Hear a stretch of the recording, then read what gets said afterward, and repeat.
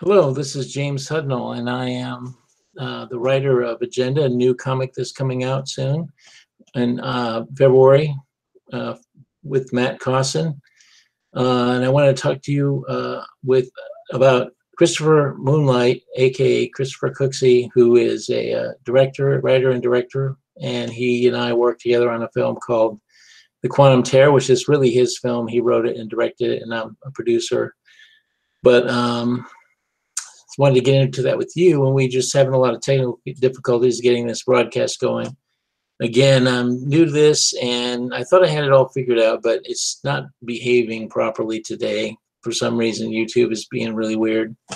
It's not doing, wasn't acting the way it was supposed to, and I don't know if this is even going to work, but we'll see. Anyway, Christopher's here. Hello, Christopher. Hey, James. Thanks for having me on, and no problem with the technical difficulties.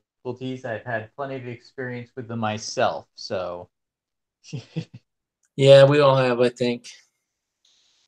well, we're coming through. I was just looking at the screen behind me, and it looks like it's working. So I'm Good. very honored to be on. Thank you for having me. I was just looking at the screen behind me, and it looks like it's working. So I'm Good. very honored to be on. Thank you for having me. Great. Yeah, I just had to turn the chat down, the noise, because it was so we don't have a dual thing going on here. There we go. I No just muted. problem. I muted that screen, and so anyway, all right.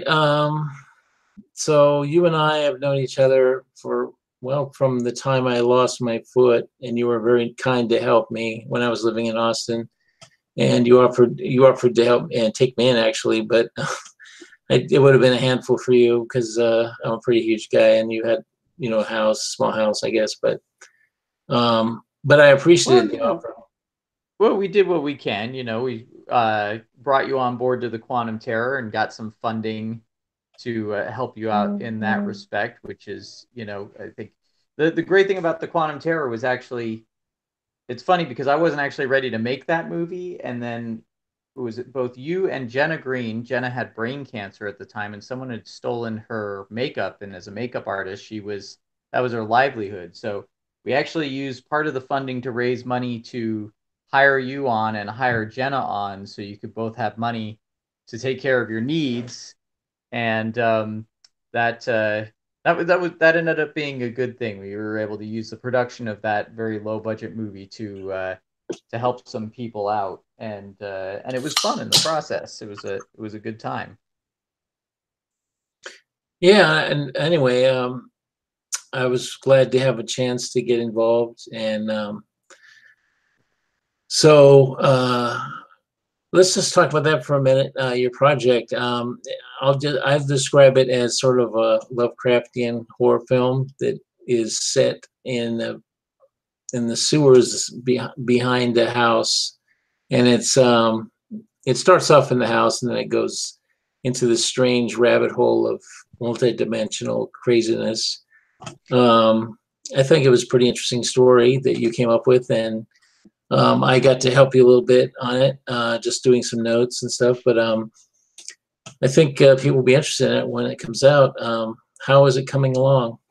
Well, thanks. And it was a good time. You really, you there as a script doctor and a producer, really helped me out with it. It's been an interesting journey because it started out as I said I wanted to do something with kind of monsters and tentacles and make it kind of Lovecraftian, but there was also ended up being a lot from Alice in Wonderland in there, and it also ended up being very Lynchian. There's that David Lynch bizarreness to it as well.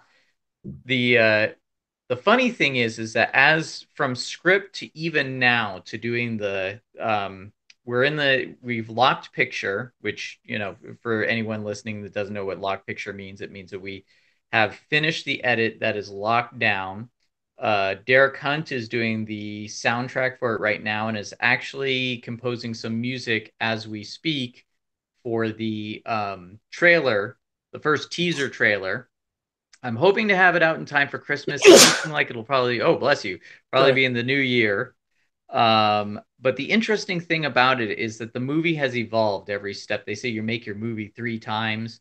you write the script, you plan it, then you shoot it, and then in editing and in visual effects, what I was finding was it's kind of ended up, because it's Lynchian, being like a dream, where I'm starting to find these things about what I wrote that are, the same way you analyze a dream after you wake up and go like, oh, this means this to me, and therefore when I was dreaming this, I was, really had this on my mind. And I'm finding the movies kind of having the same effect, where I'm a little worried what, like a clinical psychologist might make of me after seeing my movie. But it's been a lot of fun. It's going to be different than anything anybody has ever seen in in indie film or in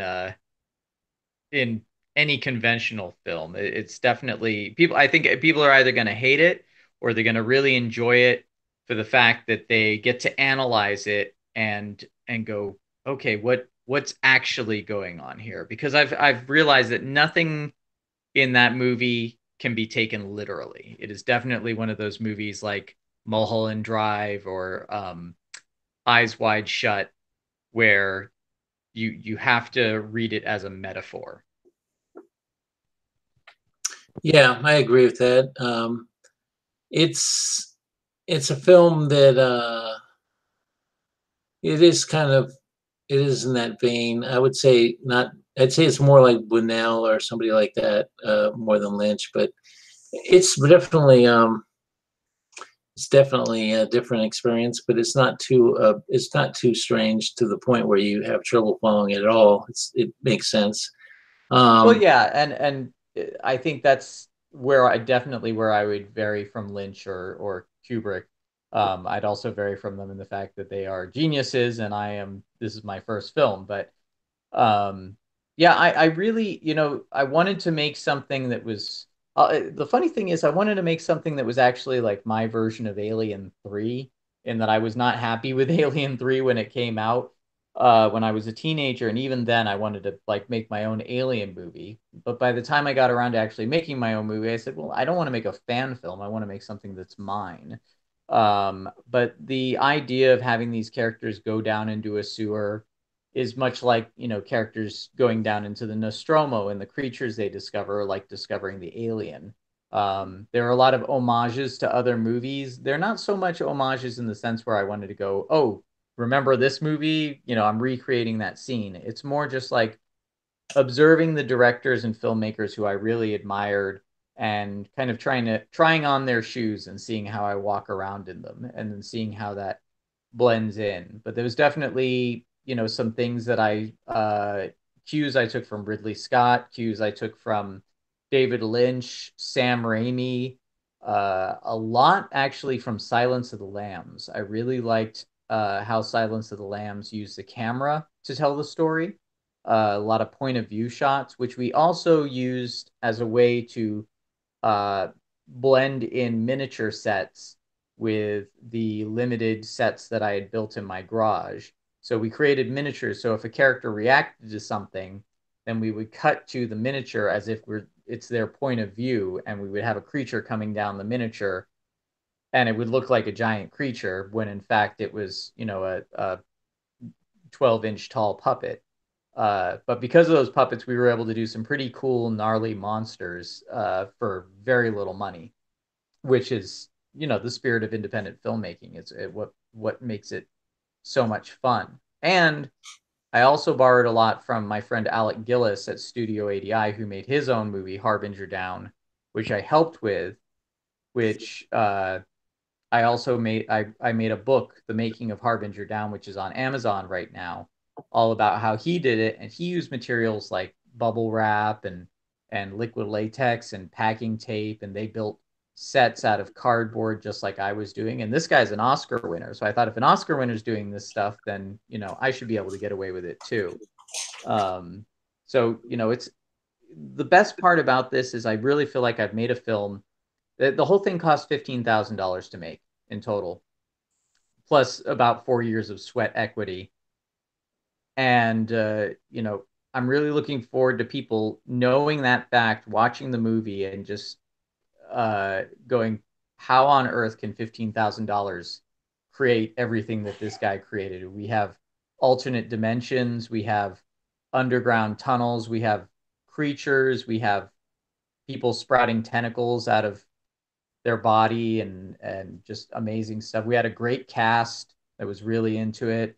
Val Merrick, who I met through you, co-creator of Howard the Duck, who is also an actor and a wonderful guy, came to set last minute when one of our other actors had to bail, and he like read the script on a Friday, showed up on a Sunday, and played the role of our detective. Did an amazing job, and has become a good friend too, a joy to work with. Um, the whole, all the talent that kind of came in too. I mean, Studio ADI, yourself, you are in my opinion, one of the top talents in comics. Um, and Val, just like these amazing personalities, and I think the film is going to reflect that in a way that only art can. When you have people with great spirit and great enthusiasm and passion, that comes through in the art. So that's really what I'm looking forward to people seeing in the Quantum Terror. Thank you. Yeah, I agree. I think your cast is very good. It's a bunch of local actors, but a lot of them I thought were very good, and they fit the roles that they were playing very well. And I was really glad to help out with Val because, as you say, he's an actor. He's done a lot of stuff for a while. He's worked with a lot of famous actors in the past. He's known for his comic book work, but one of his passions is acting, and he and I talk about it a lot when we talk about movies and stuff like that. So it was kind of cool to help him get in there, and I think people will be interested in it for a lot of reasons, and that's one of them. He's a pleasure to know too. He's just a first-rate guy. I really like Val. Yeah, I should be interviewing tomorrow, actually. And I interviewed him on my show as well. I don't know if you caught that on my filmmaking show. We had a great interview. So oh, I didn't see that. I'm sorry. Yeah. No, you should have a good time though. He's got a lot of interesting things to say, and it's nice when you have conversations with people. You go, they bring new ideas to the table, and you benefit from it. You feel excited that you have a kindred spirit that kind of understands where you're coming from and has real faith in art. It's not just art isn't just like a job. I mean, it is a job for all of us, but we have, it has intrinsic value, which we care about as artists. And I think that that's a great quality to Val. And he really played well off the lead actress, Kristen Koshel. He had a great time with her. They really kind of riffed off of each other. Each actor owned their role, and that was one of the things that I really liked about it was they came in, and now that I've seen them act in it and I have the footage of them act in, I've edited it together. I can't remember what it was that I originally envisioned when I was writing the script, because they became the characters in a way that, I can't imagine it being any other way now, which is really nice. Yeah. I was just watching an HBO documentary about they're finally releasing Orson Welles' The Other Side of the Wind, which is a movie that he'd been making for years before he died. It was unfinished. They're finally getting it all edited together, and they're going to release it. And a lot of the actors that worked on it over a period of time of several years. And, it's like, and a lot of them are like dead now, but some of them were like John Huston, who was a famous actor. He's a director. He was in that movie as an actor playing an old director. And they had Peter Bogdanovich was a character in there. And there's like a bunch of, I kind of want to see it as a curiosity, although watching the making of documentary, it's very much like a 70s art film, the way it's like Orson Welles was trying to be like cutting edge for the 70s, I guess. And it just seems it's got using a lot of 70s kind of directorial tropes and everything. But anyways, the reason I bring that up is because you've been working on this film for a couple of years now, and I'm sure the actors are like wondering, how it's going. Because it's like, So that's the nature of the business, especially if you're self-financing or you're micro budgeting or whatever, is that you can only work on it when you can work on it, and you've got like other things going on as well. So you're like a one-man show when it comes to putting this together, and it's good that you've come as far as you did. I know I'm anxious to see the rest, but just for people to understand, just the process of doing things. Just like me, my comics, it's taken me years to get some of these things going that I'm working on. Like Agenda, I started like 3 years ago, and it's now coming to fruition. But also, the Age of Heroes as a collected trade is another thing that I've got in the works, and that is almost colored. Although he's got a ways to go, and I got to write a 6 issue for him to draw, so there's still a ways to go with that. But Yeah, this project has been going on for a while. you've shown me some beautiful work, and I think Agenda looks fantastic. I was going over in fine detail your Indiegogo for that, and I'm so glad to see you raising as much money as you have. I'm really hoping for you to meet your goal. The stressful thing about doing an Indiegogo, which we did for the Quantum Terrorist, especially if you say, okay, pledge the money and we're going to go make this with something like a movie. I'm in the fourth year of putting this movie together, and it's like, I send updates going like, thanks for hanging in there, guys. Like, I promise you there really is going to be a movie. I didn't just take your money and F off. It's you know, you there's a tremendous amount of pressure wanting to deliver to every single person who supported you. And I think with a comic book, you're very wise in, preparing everything ahead of time. I don't know if Agenda, the first issue, is completed already or not, but We've got the first quarter of it done, so we still got about 3 quarters left to draw, but we've got till February, so it should be fine. it's a very interesting process because my producer and I, Doug Mayfield, we are working on several projects at the moment that will be, prepared. Our goal is to have them prepared and ready to go after the Quantum Terror comes out. So if we present this film and some other investors come along and say, "Do you have anything else?" We go, "Yes, we do. It's right here." One of them is a project with you actually that you're writing a script for as well, Yes. which I think we probably can't say too much as at the moment, except it's a science fiction, and I'm very excited about it. I'm very excited to have you on board. There's another project that we have that I'll drop the title. We're calling it Santa Claus versus Dracula, and it's not as hokey as the title suggests. The title's a hook, and we actually think we have a really good script. And then there's another science fiction story that I originally envisioned as an animation, kind of in the style of Frank Frazetta meets Genndy Tartakovsky's Samurai Jack.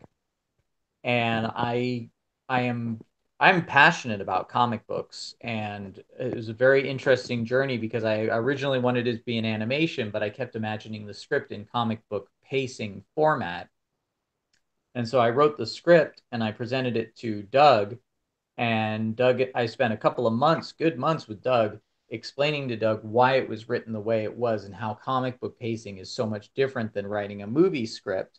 And the dangers as well of just, because it always comes around, hey, this is a great idea for a movie, but maybe we can do it as a comic first, and you have to completely rewrite it because you can't just draw the script. You just end up with a very boring, long drawn out comic book. You have to understand how they're paced, and for me, I know not everyone will agree with this, but comic books to me are one of the best forms of storytelling there is. It is both it engages all your senses through visuals, and it also is a format that is completely dependent on the act of turning the page, which is, novels don't do that. You don't pace I mean, maybe some people do, but when you get a printed novel, you turn the page as you read until you get to the end. With comic books, each page has to be plotted out and paced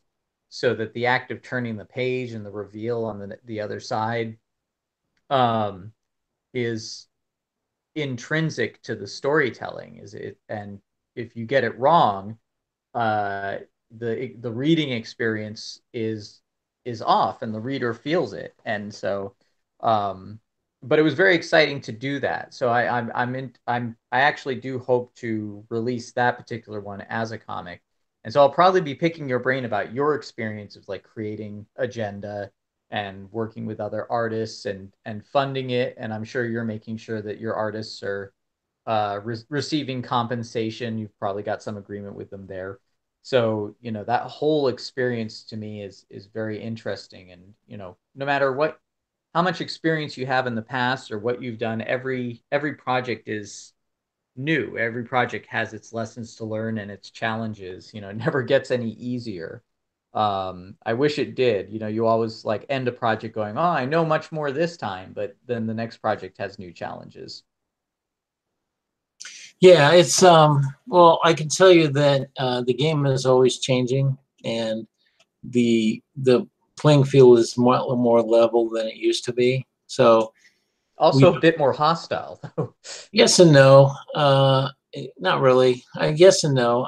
It's sort of like people are people, and yes, social media has made it so that you have to deal with a lot of stuff that you never had to deal with, where you just have people who are sitting in their house screaming at you, calling you names and everything, or not necessarily you necessarily, but you can easily become a target of a lot of crazy people, all of a sudden out of the blue, people you don't even know. That's something that's never happened in the past where you all of a sudden just like lunatics will decide that you're evil and they need to destroy you and stuff and show up at your house. And, that's kind of crazy. But,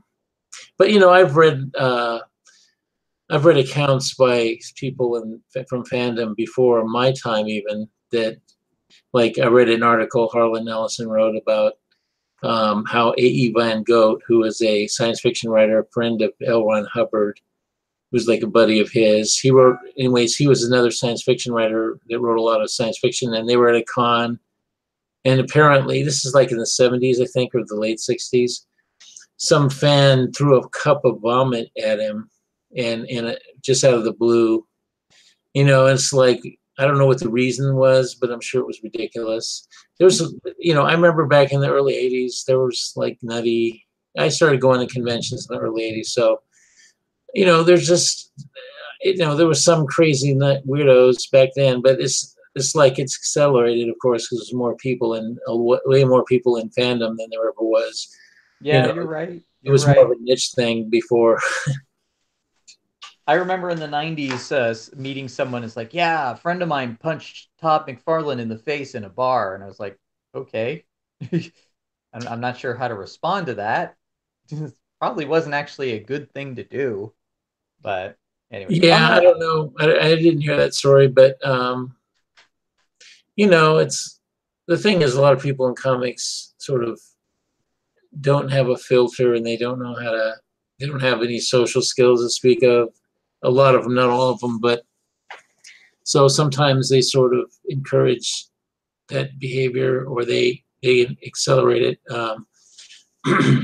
But the others. But anyway, as far as what you're doing or we're doing, I think what we have now is what I call the artisanal comic movement, and that is a time when fans can actually help the production of something. That they can actually say, "I like this comic idea. I like the art. I would like to see it happen." So they're actually like a producer into themselves. They're able to be like an investor in something and help make it happen, which is really exciting. So by doing that, it removes the need for publishers, basically. yeah, So it's everyone kind of collectively gets to be a patron, which, there is Patreon. But I've certainly, I've received donations through PayPal or through Patreon and or Indiegogo for what I'm doing, and I'm eternally grateful. And it's, all I have to do is keep doing what I'm doing, which is really nice, because I would be doing it anyway. It's just nice to have people kind of supporting me there, and also, it's a great way to be discovered. I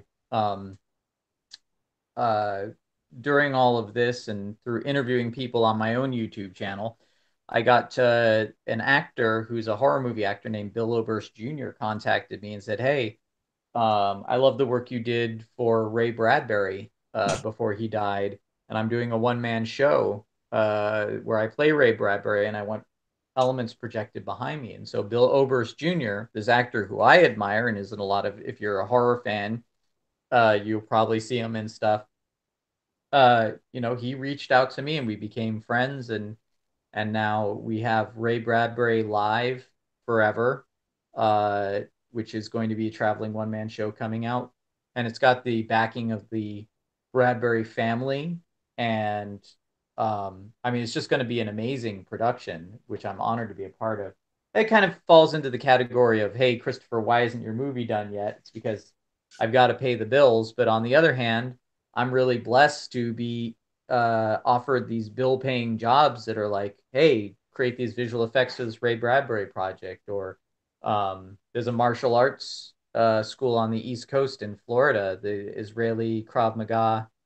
They have me doing these videos for them where I'm doing like background replacement and motion graphics and rock and roll music. And I mean, it sounds like your average videographer job, but they're letting me cut loose and really like bring an artistic flair to it. So I'm kind of, thrilled to be able to have opportunities to make money doing what I do best. And then when I come back to the Quantum Terror, that experience goes into making the visual effects even better. I really would like to have the movie done in time for Christmas. I don't know if it will be done in time for Christmas or not. Like I said, there is a teaser trailer that should be out this week, which I hope will keep people excited.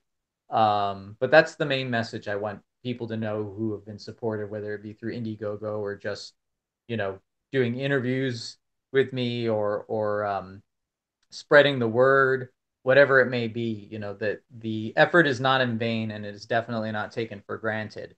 I'm working hard to finish this film so that everybody who's invested in it, whether it be on a small scale or acted in it or whatever invested, um, feels good about the finished product and feels proud that they were a contributor and helped make it happen. Yeah, that's good. Um, yes, tell me a little about your experience with Ray Bradbury. You worked with him in the last years of his life. Can you tell us about that project? Yeah, well, that project was called Live Forever, the Ray Bradbury Odyssey. Ray Bradbury was always talking about living forever. And I had been kind of a Ray Bradbury minor stalker because he lived right by my hometown in Thousand Oaks, which unfortunately has been in the news for all the wrong reasons lately. But Ray was a big patron of libraries, so he would go speak at the Thousand Oaks Library or the Barnes and Noble in Westlake Village, which was on the edge of Thousand Oaks, constantly. He was always there, and his daughter Sue was a friend of mine who at the time worked at the Barnes and Noble. So I was always showing up to the point where Ray recognized me. He didn't know, we weren't friends, but then someone who was friends with Ray, a producer named Michael O'Kelly, was doing a play about Ray Bradbury. He produced a play with a kids' school of Fahrenheit 451, and then he was doing this play, Live Forever, the Ray Bradbury Odyssey, where he actually also hired me to project elements behind the actors. But Ray was a producer. He was working in tandem with Michael. And after the play didn't really take off, but then there was going to be a documentary about Ray's life. Again, Ray was the producer, but Ray was already in his 90s. His health was failing, and then Ray passed away in the middle of that. Now, I was very honored because I was having my work. Ray was aware of who I was. My work was constantly being taken to him. I was creating puppets, I was creating visual effects that Ray was being shown, and he was signing off on and giving direction to. So Ray would say, do this, and I would do it. And then Ray, would get taken back to Ray. I was offered an opportunity to go to Ray Bradbury's house and visit him, but at the time I was working for a company that was very strict with me and wouldn't give me the time off. So I forever resent that. um, but yeah, unfortunately, Ray passed in the middle of that documentary. like I said, we were creating stop motion, puppets, miniature effects, visual effects. I mean, it was really exciting. Malcolm McDowell and Joe Mantegna and Edward James Olmos were all involved. I was doing effects scenes with them in them. And unfortunately, after Ray passed, it just kind of fell apart. You know, Ray's guidance really was making that project what it was. And God bless Michael O'Kelly. You know, he really tried his best, and he had to deal with a lot of unfortunate situations, including Ray passing. But without Ray directly involved there to give his guidance, it just didn't. There was eventually there was a documentary that was made. I personally feel like it fell flat. There was a lot of problems with it, and it never went anywhere after that. And I had to leave the project for my own reasons. Uh, so this new project with Bill Oberst is, for me, it's a second chance to really honor Ray's memory, and I think, you know, his work is a national treasure. You know, he's one of the great American authors, and I feel like Ray's mind. If you read Fahrenheit 451, if you read The Martian Chronicles or any of other Ray's books, there's gold in there in terms of, you know, I'm not just talking about great stories, and they are great stories, but Ray's philosophy, his outlook on life. He was such a positive person. He came from a place of love, and he also had very prescient warnings for the direction that we as a society Yeah, are going. I agree. And I think that uh, those are things that a new generation could stand to read. I think that Fahrenheit 451 is right up there with Brave New World and 1984. They should be read as a pack. Um, and I think, you know, Ray predicted so much of what's going on, not just the state of society, but the technology too. He predicted things like earbuds and Bluetooth earpieces and reality shows and you Smart know, houses. what smart houses. All of that stuff is right there. Um, but the I other was great thing about what's that? I was just going to say when I was a kid, he was my favorite author, and I read all of his books millions of times. And Martian Chronicles is probably one of my favorite books, and I reread it recently, and it holds up really well. It's Oh, very mine too. beautifully written. Well, that's the other thing about Ray is, and Bill and I had a conversation about this recently. The problem with a lot of Ray Bradbury adaptations as far as movies go is nobody ever wants to use Ray's language. The Yeah, way the characters talk is so beautiful. And it could, you know, like Shakespeare in the mouths of the wrong actors could be disastrous. But, you know, you put Shakespeare into Kenneth Branagh's troupe and it's wonderful. There is an amazing movie, and it was a low budget movie, and it, you know, the trailer for it is awful. So you would think it's a really corny, like bad direct to video Disney movie by watching the trailer. But when you watch the movie, Ray Bradbury wrote it. It's called The Wonderful Ice Cream Suit. And it stars Edward James Olmos and Joe Mantegna and a few other actors who don't come to mind at the moment. But they speak Ray's dialogue as he wrote it, and they pull it off beautifully. And the Wonderful Ice Cream Suit, it's not a science fiction, it's a comedy. It takes place in LA, like in the Latino part of town. And it is just, it's an amazing, hilarious movie. Edward James almost turns in like his best performance ever as the homeless crazy named Vamanos. And you'll never look at red wine and tacos again after seeing that performance. If you haven't seen the movie, I highly recommend it. It's fantastic. But yeah, Ray's the language. You know, when you read Ray Bradbury's work, it's poetry and prose all wrapped into one. It's a beautiful experience, and you want to put it in the hands of other people and say, look at this. Your your experience in life is going to be enhanced through this. It's the epitome of everything I love about art. I don't know if the epitome is the right way of saying that, but I absolutely, Ray is one of my biggest influences artistically. Uh, even beyond authors, I love Alan Moore. He's like the penultimate of comic book writers, but I still will probably pick up a Ray Bradbury story over an Alan Moore story.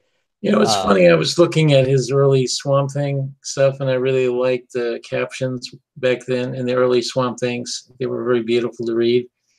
And then I reread the Martian Chronicles, and I'm like, oh, he's riffing off Ray Bradbury. He's not Oh riffing yeah. off, but he's influenced obviously heavily by Bradbury in the that captions.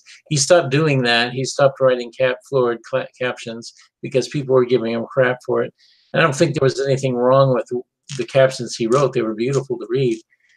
But Bradbury, just really did an eloquent job of it himself. And in the Martian Chronicles, there's just which the Martian Chronicles is basically a collection of short stories which is compiled to form an overall story, even though it wasn't originally that. I think it sort of formed into a story over time. But when you read the stories, some of them are just so eloquent, like it's literature. It's not just a science fiction thing because it's actually more like a fantasy than a science fiction.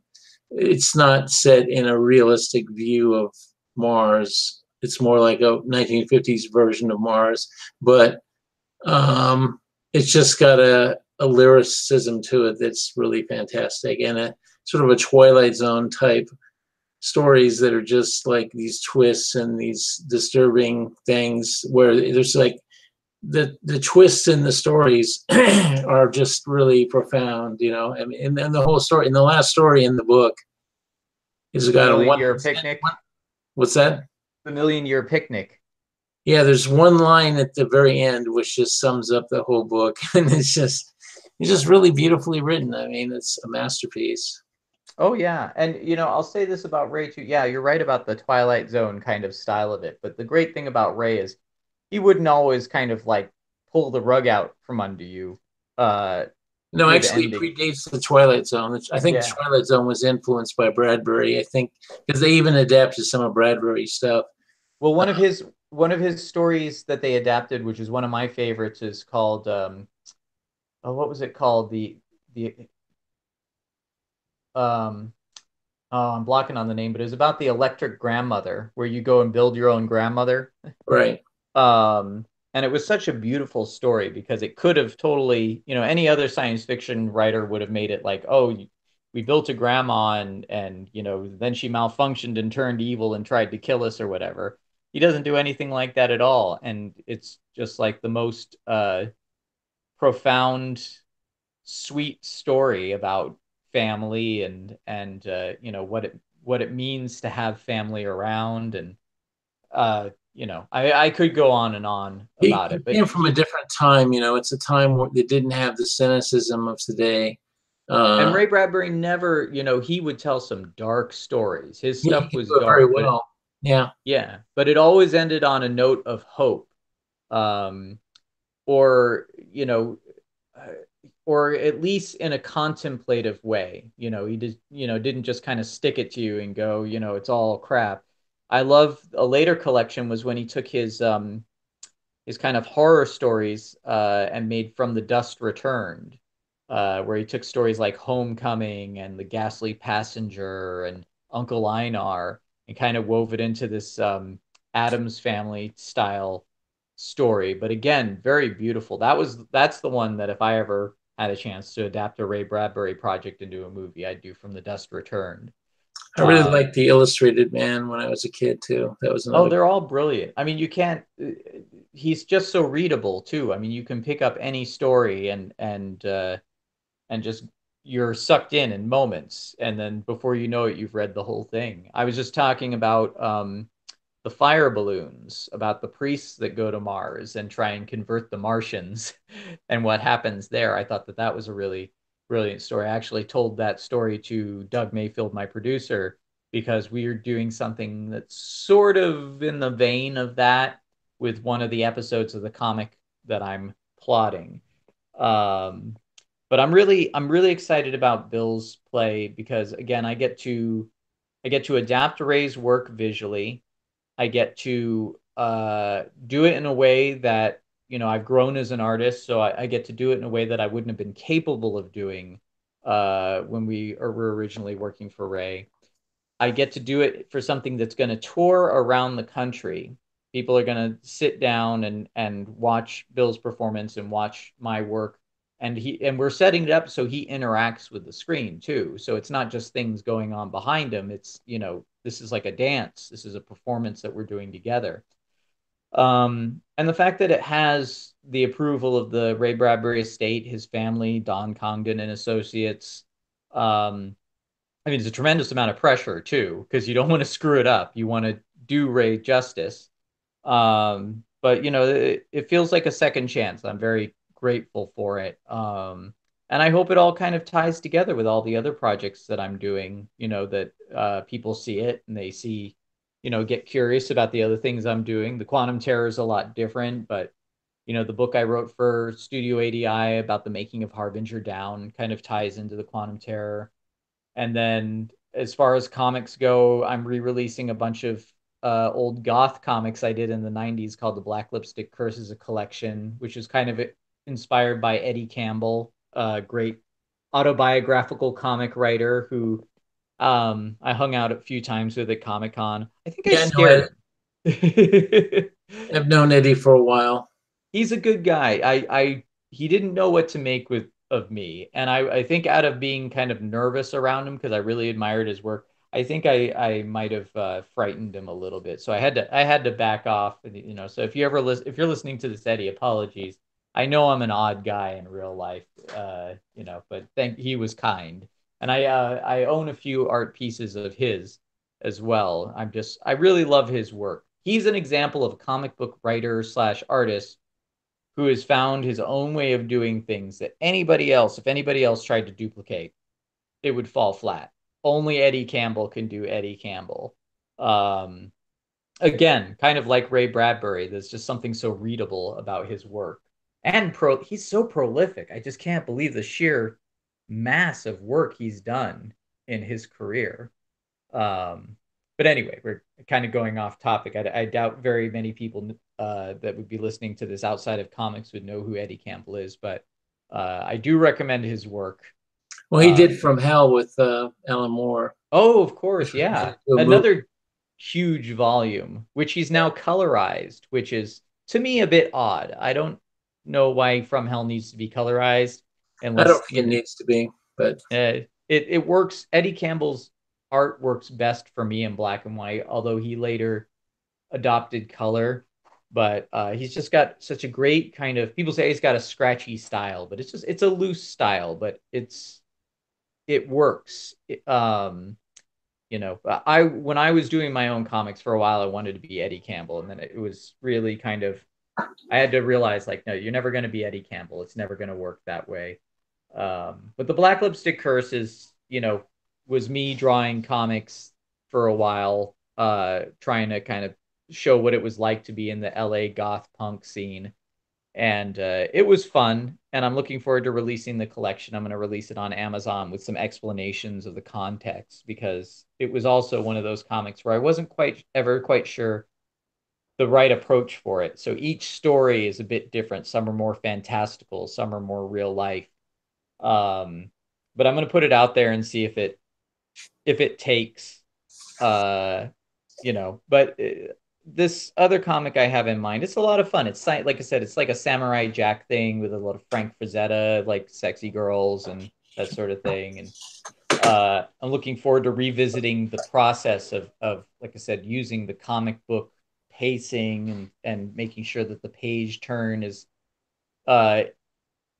integrated into the story. And you know, it's really fun to write comics, and I'm looking forward to your comic. I think you've got Agenda, and what's the other one again? Because I saw some pages and it looked outstanding. What was that one? There's a book that I'm developing with Val Merrick. It's called Night Lord. It's another project that I've got in the works, but I'm not working on it at the moment. But as soon as I get Agenda out of the way, that'll be my next thing. Although I'll still be doing Agenda, of course. But I just Is want to. Agenda like a limited series, or is it like chapters? Like there's Well, six I'd like issues it to and be that'll an be an arc? ongoing series, but that really depends on the audience, you know. But I would like it Agenda to be ongoing. It's a 48-page quarterly series. That's the plan.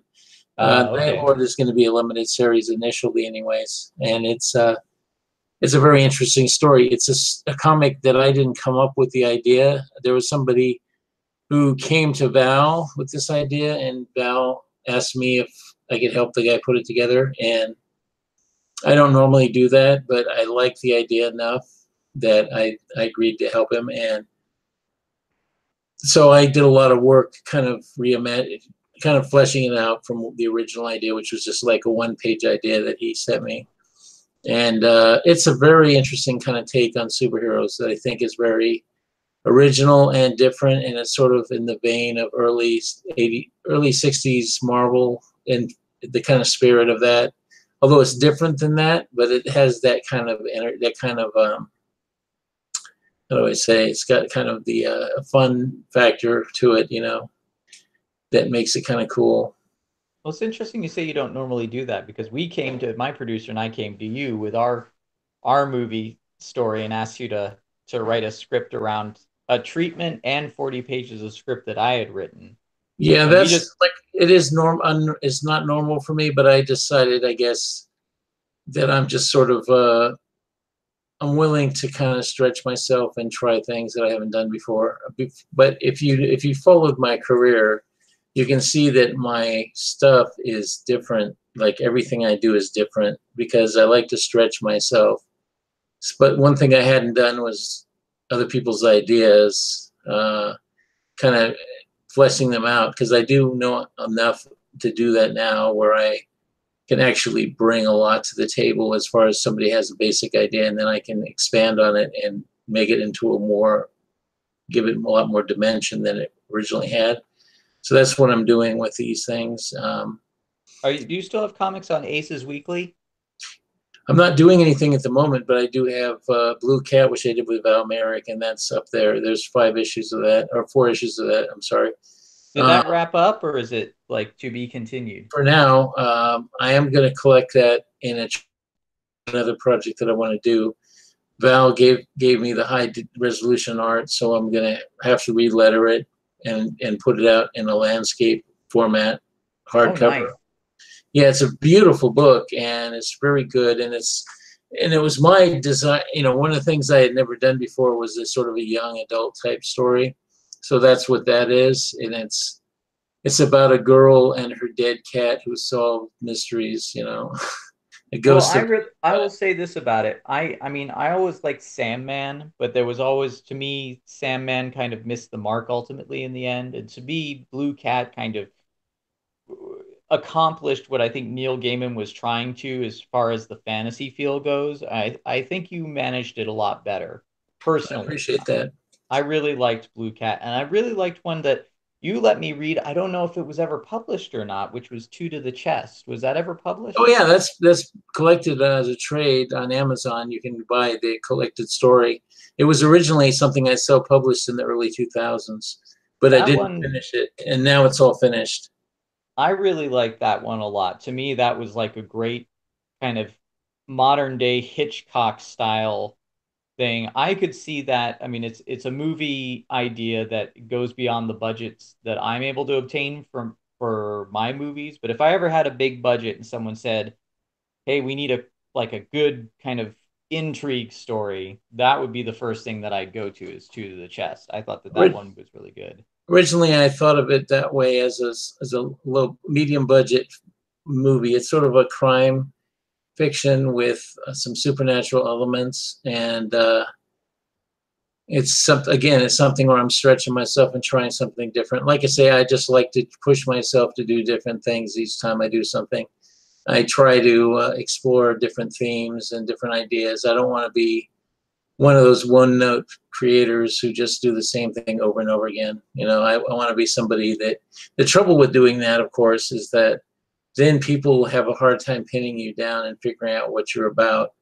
Because people like consistency, and they like they like, comfort food. They like to know that when they they buy mac and cheese, it's going to be mac and cheese. What I'm more of a person that I want to show what I can do, and I want to explore things, and I want to keep myself interested as a creative person.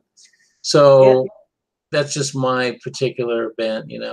there's two ways of doing that, like having the hook that people always know is familiar. One is if you're just, someone like, say, David Lynch, you always know what a David Lynch movie is going to be, no matter what, whether it be Dune or whether it be Wild at Heart or Twin Peaks.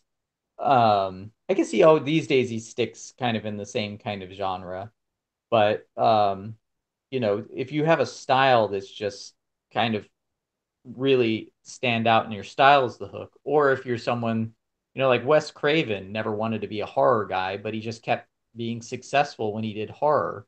He wanted to do like romantic comedies and that sort of thing, but he just kept being successful at horror, and now he's like, people call him a master of horror.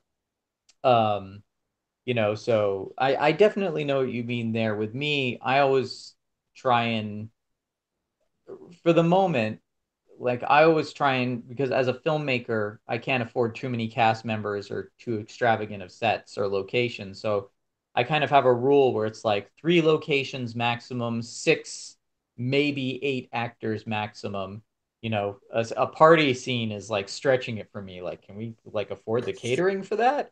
Um, but it's I've learned to kind of specialize as far as like working within budgets go. I never write movies like I have this great idea and I'll write it and figure out how to do it later. It's like I look at like what I have. Oh, I've got I live in the desert. Originally this was going to be shot a beach party, but now it's going to be a desert party. Um, with the quantum terror, it's like I have access to my house, my garage, and the area outside. What can I write around that? And then put tentacles in it, and creatures, because I know how to create creatures on a budget. So I guess those are my hooks, but and I keep inside the horror sci-fi genre. But yeah, I try and do very different things. You can't, if you just keep making the same movie over and over again, it better be a great movie the same time over and over again. Because as we've learned, with Star Wars, it's like Lucas tried to do something different with the prequels, and I liked the prequels, but a lot of people didn't because it was too different. And then they tried to do something exactly the same with the Disney ones, and people didn't like that. I think, again, that's the execution. So I guess it's on the Problem execution. with Star Wars is only so far you can go with the idea, because it's just people fighting the Empire and variations of that, and it's not like a more well-rounded story. It's just sort of like it's a story that, although Lucas claimed back in the day that there was supposed to be in 9 parts and all that stuff, but I think he just made that up when the first movie was a success, because he thought the first movie was going to flop. He was Mm-hmm. sure it was going to flop. He went on vacation when the movie was going to come out, because he didn't want anyone to he didn't want to see all the bad press, but it turned out to be a hit. But the thing is that it's very difficult. I mean, I could see ways of doing it, but basically Star Wars is just a set of circumstances, a war, people fighting a war. These characters are fighting these characters, and it's just, you can do variations on that, but it's got a limited scope. So, I mean, you can do different stories in that universe, but again, you risk alienating people. Although a lot of people have taken to some of the animated stuff, and that went off in different directions. But I just think that in general, the problem is that the new Disney didn't really understand. Well, they just they're trying to impose like a PC worldview on it, and people are just rejecting that in general. Over it's that these like corporate types are just trying to shove this into everything now, and people just don't like it, and they're trying to tell us you have to like it or you're racist or something. And Yeah. it's Well, to just, me, Star Wars was always about, the core was the family. It was yeah. the core principles were family, being heroic, um, and being spiritual, which are all things these days that are not overall popular, so they try and turn it into something else that isn't I that. don't think it's. I don't think that it's not popular. I think that it's not popular with the people who are in control. They just hate those things. And the thing is, it's a human. The average human nature is to want those things, to have a family, to have all that stuff. Those are things that people respond to, and these corporate hacks are just trying to push their values on everyone, and they're just like nihilistic, kind of ridiculous, hateful kind of rhetoric, and Yeah, and that's with my stories, and I'm sure the same go with you. And I've had this discussion with Doug as well. Doug said something that I really liked. He said, stories are what can be. Good stories are what can be. And if your stories are always kind of, if the limitation of your story is just, death and nihilism, then you're limiting your imagination. So even with me, horror movies, are about pushing the boundaries. Yes, you come up against something like you come up against the alien and it kills everybody, but through sheer force of will and perseverance, human spirit, you can survive it. And then what I loved about Aliens was that it said, and you can come back and confront it and conquer it and, win the day. And I guess maybe that's not like what a lot of fans want, but for me, horror is kind of it's an exercise in survivalism. Is that a real word, survivalism? Anyway, yeah, it I is. think I think my family is waiting for me to wrap up because we still haven't had dinner yet. Yeah, I haven't Uh, eaten either, so so, I got to but get. thank you so much for having me on. And sorry about the technical difficulties, but I think it was worth bearing through to have this great conversation. Yeah, And I look forward to listening to your conversations with other professionals. I'm sure they can be a lot more interesting than me. Than just one me. thing before you go. Sure. What's your YouTube channel? Oh, look for it's either Christopher Moonlight Productions or Total Moonlight Productions. I'm trying to figure that out at the moment because I got locked out of my old YouTube channel. So there's two.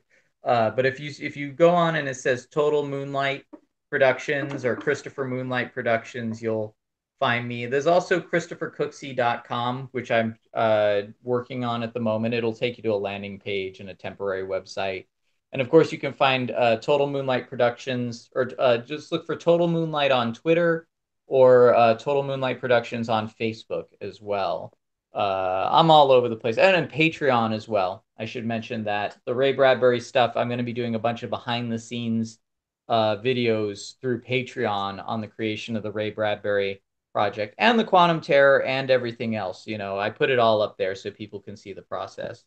Um, but anyway, yes, thank you very much for having me on.